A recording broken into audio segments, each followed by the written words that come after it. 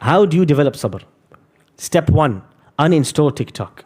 Step 2, uninstall Instagram. Step 3, uninstall Facebook. Step 4, uninstall Snapchat. Deactivate all of your accounts for 40 days. Don't say, he said this. Okay, 39 days, adi. 5 days, you choose a day, habibi. Pick it out of a, or they will say that's also a problem. Right, pick a number from thin air, no problem. But you first step, get rid of all your social media accounts. Wallahi, nothing will happen in your life. Your life will continue. You have to get rid of everything that you know is breaking your attention span. Step 2, if you have an iPhone, in your settings, there's something called focus time, where you can remove your access to all of your apps except for 30 minutes a day, 15 minutes a day. Set up focus time. Certain hours a day, I can't access my phone. I can't access these apps. I can call, I can text, but I can't access my other apps. I can access these apps only for a certain limit, 15 minutes, 30 minutes, 1 hour, no problem. Build some discipline into the device that you know and I know, that we are on average spending 6 hours a day on this device. Step 2, look for a program or an environment that will build sabr into your system. A regimented plan, a system. If you sign up to this place in 6 months, a year, 3 years, it's not possible for you to come out except you have built sabr into your system by force, by external environment. One of the experiences in your life that it's not possible for you to start except that you will either build sabr or you will realize you have the attention span of a goldfish. One of two things will happen, is memorization of the Quran. Many people give themselves excuses. I'm too old, my memory is weak, I can't do this, I can't do that, I don't know where to start, I'm not good enough. Anybody here can memorize the Quran. Anybody. What does it require? It requires sabr. You sign up to a program, to a course, you pay for a teacher. One thing I never recommend is to do hifth, memorization of the Quran on your own.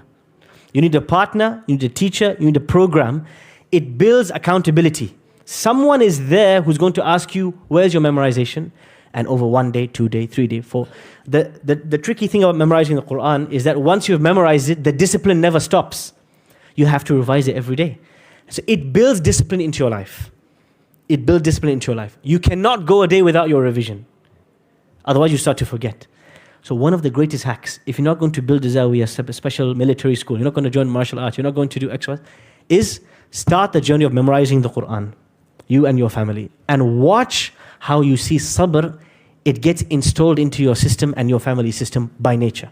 There's one very important thing about sabr. Just as sabr is built gradually, through the right environment, the right teachers, through good accountability, through desiring the afterlife, and reminding and remembering and reflecting and being certain in what Allah has promised you, just as sabr is developed gradually in this way, you can lose it gradually as well, slowly and surely. One of the most important points in terms of being able to say no to what tempts you is having a way to constantly remember and remind yourself of the fear of Allah and His consequences. وَلِمَنْ خَافَ مَقَامَ رَبِّهِ جَنَّتَانِ. Whoever fears their Lord's punishment will have 2 gardens. Allah reminds us of these visions.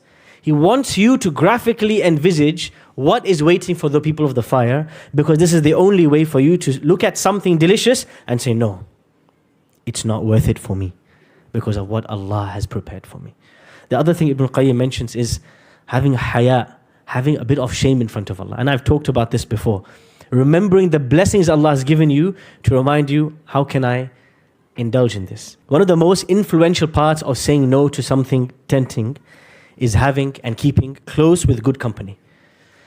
I often say, if you're going to be on your own and being on your own is bad for you, it's better you are with somebody else. Oftentimes today, we don't have the routine of being around good company. Good company takes effort. Many people think having good friends is automatic.